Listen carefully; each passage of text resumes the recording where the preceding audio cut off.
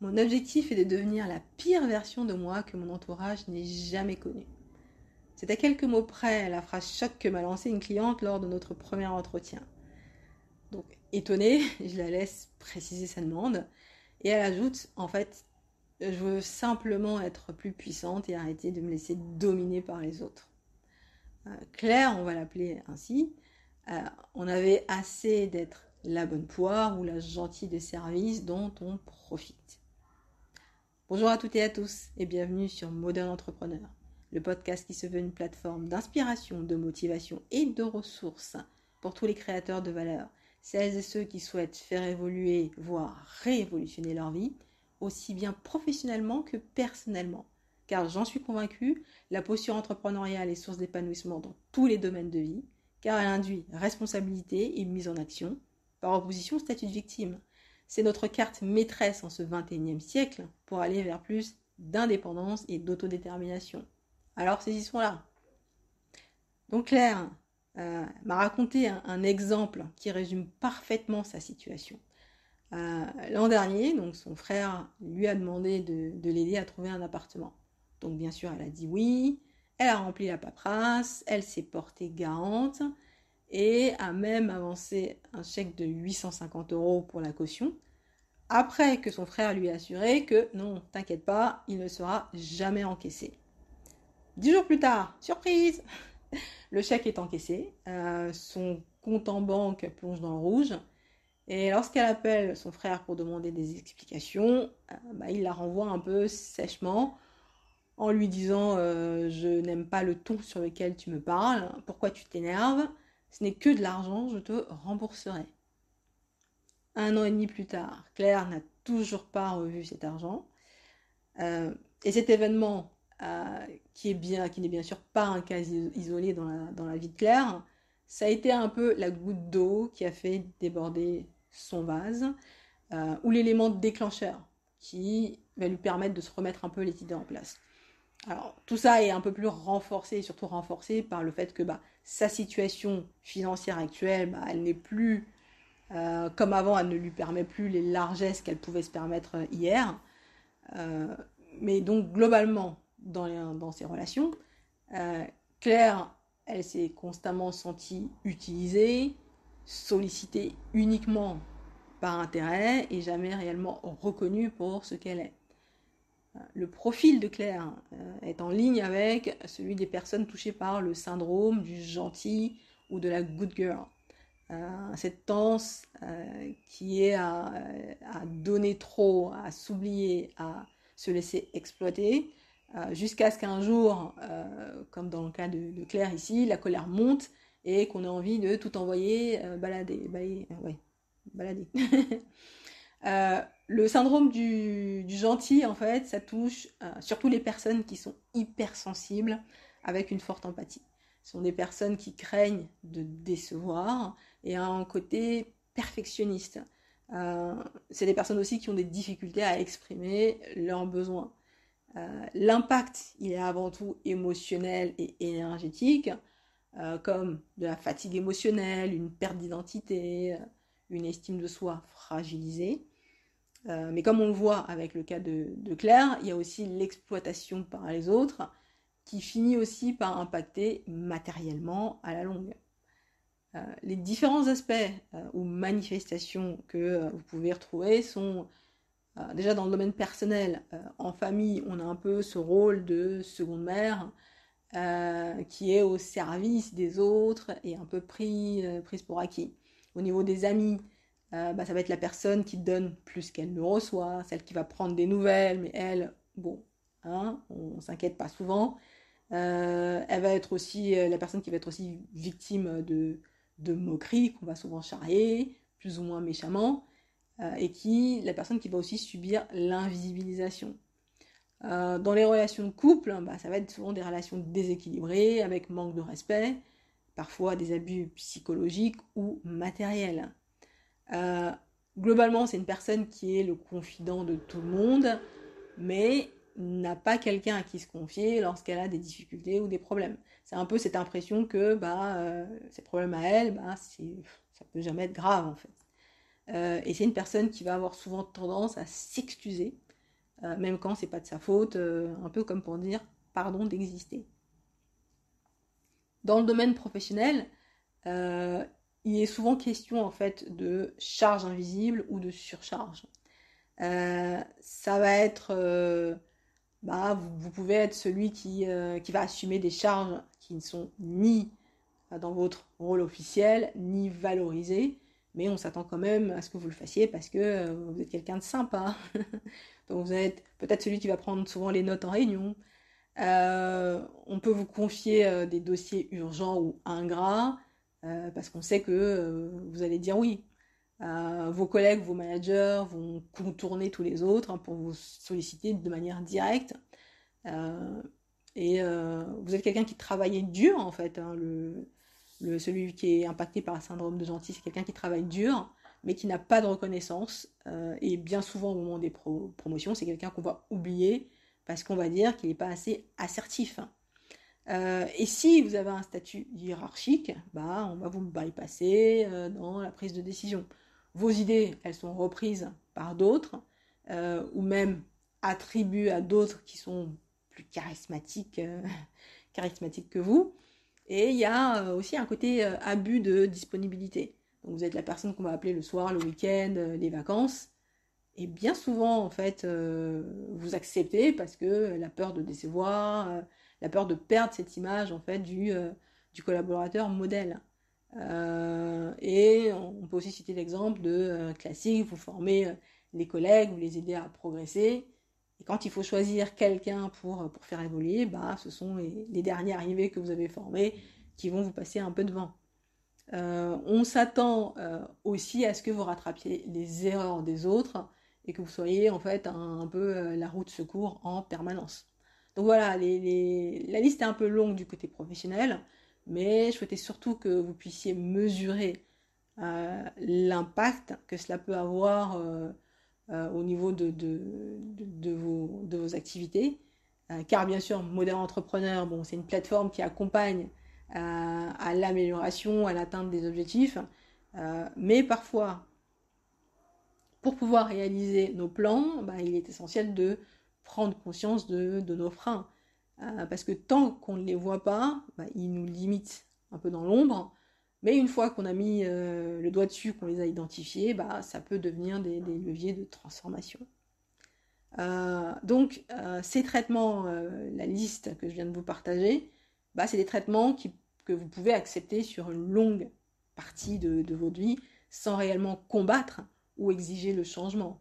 En fait, c'est un peu, vous êtes installé dans un système où vous pouvez entendre une amie faire un commentaire négatif à votre sujet juste à côté de vous, mais vous n'allez pas, entre guillemets, ouvrir de procédure pour autant parce que cela impliquerait désaccords et conflits et potentiellement la perte de la relation.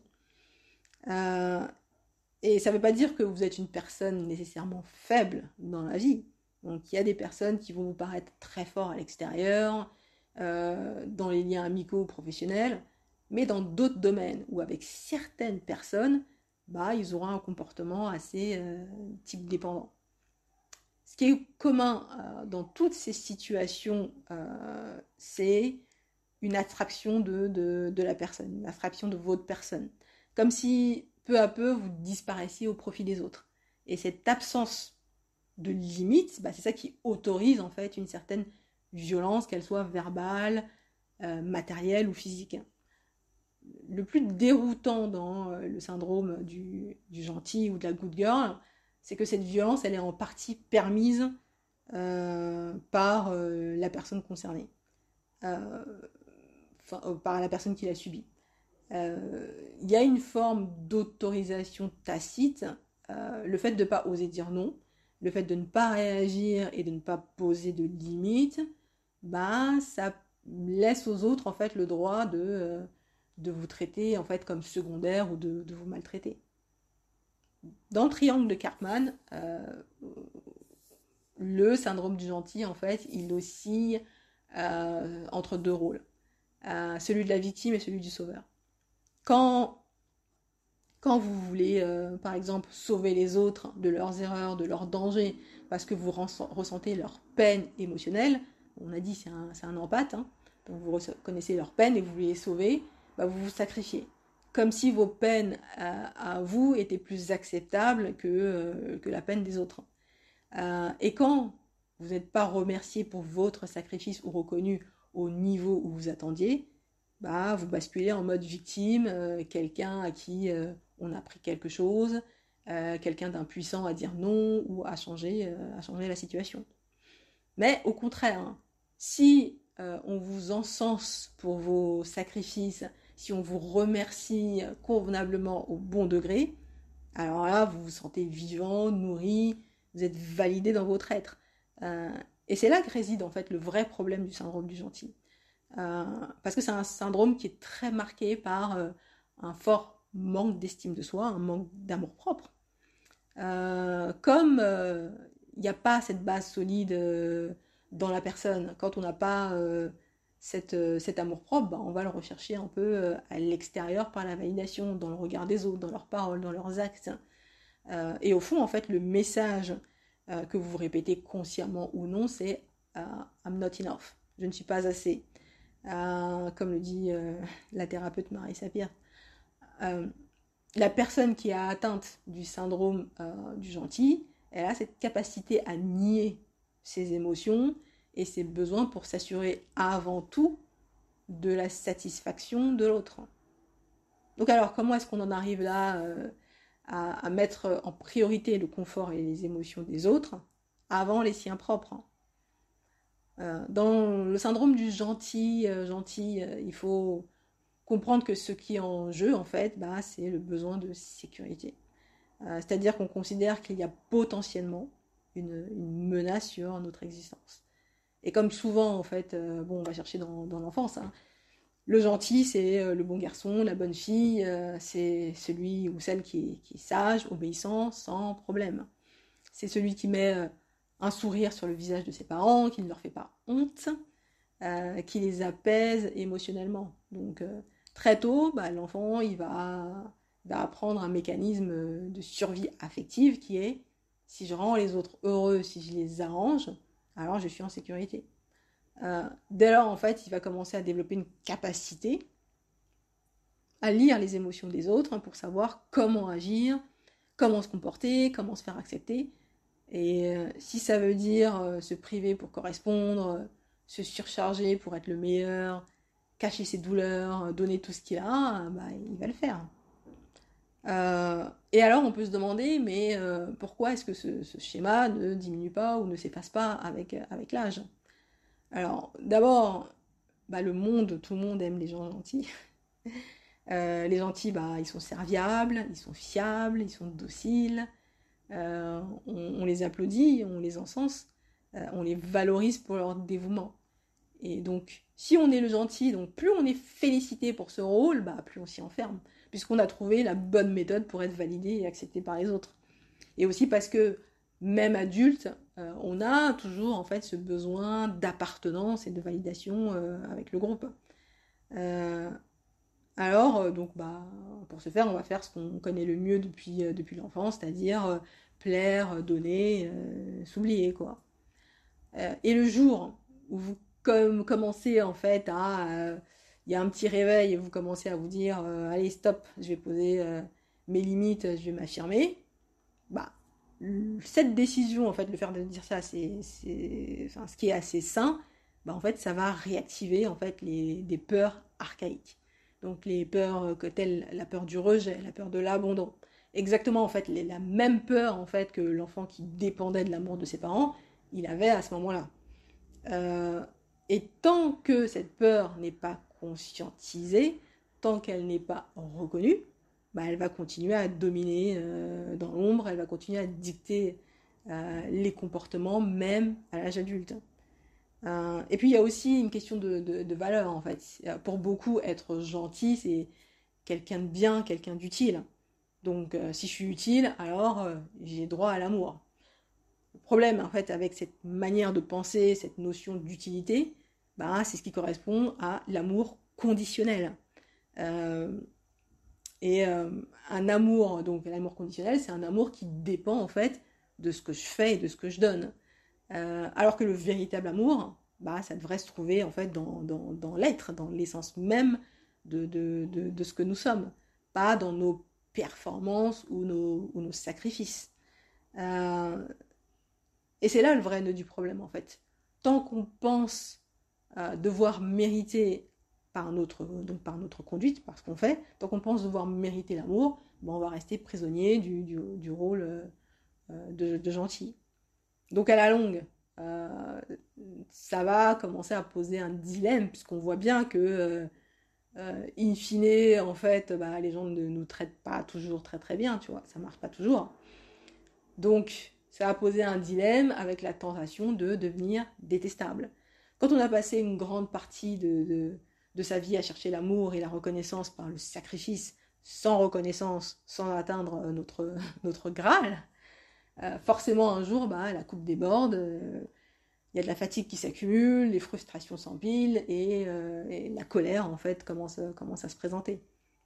Et c'est à ce moment-là qu'en fait, on a cette tentation en fait puisque j'étais trop gentil, j'ai tout fait pour eux, je vais devenir l'opposé de tout ça en fait. Je vais devenir détestable, sans concession et sans filtre. On va voir si ça va leur plaire. C'est un peu la demande de Claire en fait. Ce qu'elle disait, c'est je vais devenir la pire version de moi, mais en réalité, ce qu'elle voulait dire, c'est je vais arrêter de subir, je veux reprendre mon pouvoir.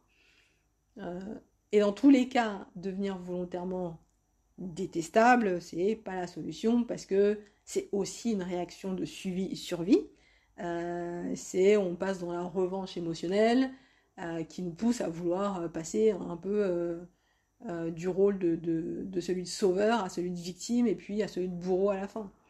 Donc, c'est pas non plus un rôle qui est tenable et il apporte pas non plus la paix, l'équilibre, ni une estime durable des gens. Ok, donc, elle est où la solution? La clé, en fait, ce serait, au lieu de devenir détestable, ce serait plutôt d'accepter d'être potentiellement détesté. Et la nuance est énorme, car être potentiellement détesté, c'est totalement ce que fuit le gentil depuis son enfance. Lui, ce qu'il veut, c'est être apprécié pour être en sécurité. Donc, il est logique pour lui d'arranger les gens. Selon lui, c'est pas dans son intérêt de poser des limites, parce que poser des limites, ça plaît pas à tout le monde. Dire non, c'est potentiellement les personnes peuvent lui en vouloir s'il dit non. Et être assertif et affirmé, on va le trouver égoïste ou différent. Donc ça va pas dans son sens. Choisir de sortir du syndrome du gentil, c'est comprendre qu'au fond, ce qui compte, c'est pas de plaire à tout le monde. C'est d'être d'abord en ligne avec soi-même.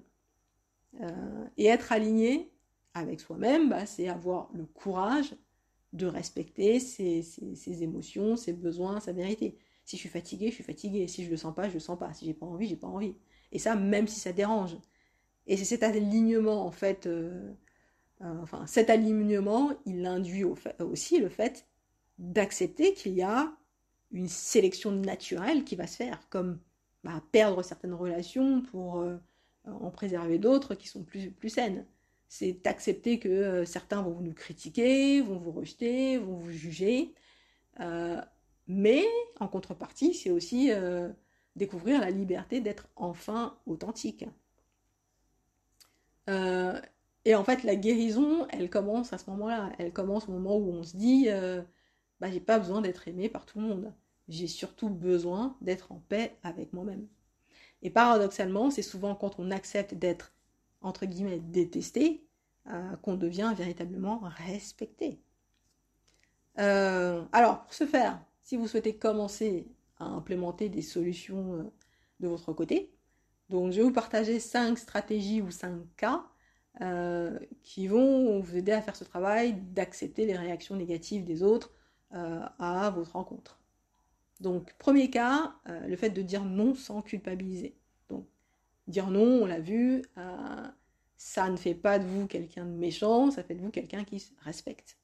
Donc, un premier exemple type, un collègue vous demande encore une tâche en plus, alors que vous êtes déjà débordé, bah, vous pouvez répondre je comprends, donc vous mettez l'accent que vous comprenez cette demande, pourquoi, donc je comprends ton besoin, mais j'ai pas la capacité de prendre plus de charge. Donc au début, ça va vous paraître pas naturel, ça va piquer un peu, mais le fait de chaque non, chaque millimètre de non posé, bah c'est un oui pour vous-même, c'est un peu plus de respect que vous vous injectez. Deuxième cas, en fait, passer du rôle du sauveur à celui de partenaire. Le gentil, on l'a vu, c'est le sacrifice. Donc, le partenaire, lui, c'est coopérer. Un exemple, c'est au lieu de régler les problèmes à la place de quelqu'un, un ami ou de la famille ou tout autre, vous êtes là en soutien. Vous êtes la personne qui écoutait, ok, je t'écoute, mais c'est toi qui vas prendre la décision finale. Donc là, on ne transfère pas la responsabilité. Donc on est présent, mais on ne porte pas tout sur ses épaules. Troisième cas, fixer des règles de réciprocité. Donc on est ok pour donner, oui, mais tout en mesurant l'impact que le fait de donner aura sur nous-mêmes. Si on décide de rendre un service, on dit oui, quelqu'un nous demande un service, on dit oui. Donc ok pour aider, mais c'est aussi votre responsabilité, il est aussi important de vous manifester lorsque vous avez besoin d'aide en retour. Et ça permet de donner l'opportunité aux autres de vous aider. Car le problème aussi du syndrome du gentil ou de good girl, c'est qu'il y a aussi une difficulté, il y a une facilité à donner, mais c'est difficile en fait de se dire qu'on est digne de recevoir. S'il s'agit d'argent, si on demande de l'argent et qu'on prête de l'argent, bah, c'est d'abord de considérer votre situation, de faire les calculs pour voir si vous avez suffisamment de marge ou pas et ce que vous pouvez donner. Et surtout de bien préciser qu'il s'agit d'un prêt avec une attente claire de remboursement. Et si vous choisissez de donner sans retour, de faire un don, par largesse ou par générosité, bah, il faut le faire en conscience. Pas pour acheter l'amour ou la reconnaissance des autres. Parce que quelquefois, en fait, l'argent, le temps ou l'énergie qu'on offre, ça peut devenir aussi inconsciemment des moyens de chercher à être aimé. Or, l'amour véritable, bah, ça s'achète pas. Quatrième cas, commencer à se détacher de la validation extérieure. Parce que tant qu'on recherche, entre guillemets, l'amour dans les yeux des autres, tant qu'on recherche notre valeur dans le regard des autres, bah on reste un prisonnier en fait du syndrome du gentil. Donc il faut que je fasse pour que on m'apprécie. Donc un exemple serait par exemple le soir, à la fin de la journée, pas d'attendre que ce soit les autres qui vous félicitent, c'est bien, mais de faire votre propre liste et de noter 3 à 5 choses que vous avez bien faites, dont vous êtes fier de vous. Ça permet en fait à ce que vous puissiez commencer à construire votre estime par vous-même, sans que les autres soient impliqués là-dedans. Cinquième cas, en fait, le fait de se réinventer sans chercher la revanche. Parce que vouloir devenir détestable, bah, c'est une réaction de colère. La colère, c'est un peu la perte de pouvoir, c'est l'impuissance. Mais le vrai pouvoir, en fait, c'est pouvoir se réinventer sans amertume. Un exemple, donc au lieu de couper brutalement avec tout le monde, bah, on peut commencer par réorganiser ses cercles relationnels, s'éloigner doucement de ceux qui profitent et se rapprocher un peu plus de ceux pour lesquels vous sentez qui vous respectent un peu plus. Et en fait, ces différentes stratégies, vous pouvez encore mieux les pratiquer, enfin, on va dire un peu plus efficacement avec le travail de tout ce qui est journaling, donc écrire régulièrement vos pensées, vos décisions, vos émotions, pour pouvoir suivre en fait leur évolution. Il y a également en fait la possibilité d'utiliser la roue de la conscience, donc qui est un outil qui vous permet d'analyser vos actes en vérifiant leur cohérence entre ce que vous dites et ce que vous pensez. Donc ça vous servira de miroir, est-ce que vous êtes aligné ou pas. Donc par exemple, je vous prends un exemple comme ça. Quelqu'un vous demande un service, on va dire que ça va vous prendre 1 heure à l'heure du midi. Ça pourrait être aussi le soir. Vous allez répondre, oui, bien sûr, pas de souci. Mais à l'intérieur de vous, vous pensez, je suis débordée, je vais devoir manger en 15 minutes. Euh, Vos comportements, vous avez un sourire un peu crispé pour que la personne en face de vous, elle voit pas qu'en fait ça vous dérange et que ça vous agace. Et vos émotions à l'intérieur, vous vous sentez dépassé, impuissant, fatigué. On aurait pu le faire aussi avec, par exemple, vous restez tard au travail le soir, on vous demande de rester ou on vous demande d'en faire un peu plus. Donc c'est toujours ce truc de ce que vous annoncez au monde, c'est avec un grand sourire de oui, bien sûr, ça me fait plaisir, mais donc c'est le masque que vous portez. Et à l'intérieur, en fait, c'est clairement non, c'est que vous n'avez pas envie, vous vous sentez fatigué, vous vous sentez découragé, mais vous ne voulez pas déranger l'autre, donc vous n'allez pas oser lui dire, ça peut être aussi potentiellement, je vais bien faire ça, mais ça me, enfin, note que voilà, ça me pèse, que ça me prend du temps, donc il y a aussi la reconnaissance de, c'est aussi une charge et c'est pas si simple pour moi, quoi. Euh, voilà.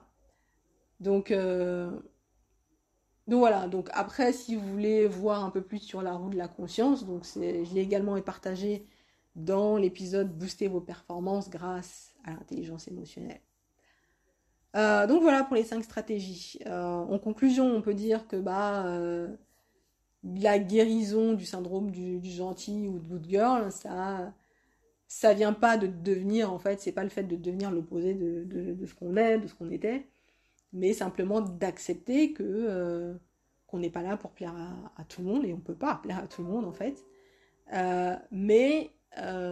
Votre responsabilité, c'est surtout d'être fidèle à vous-même.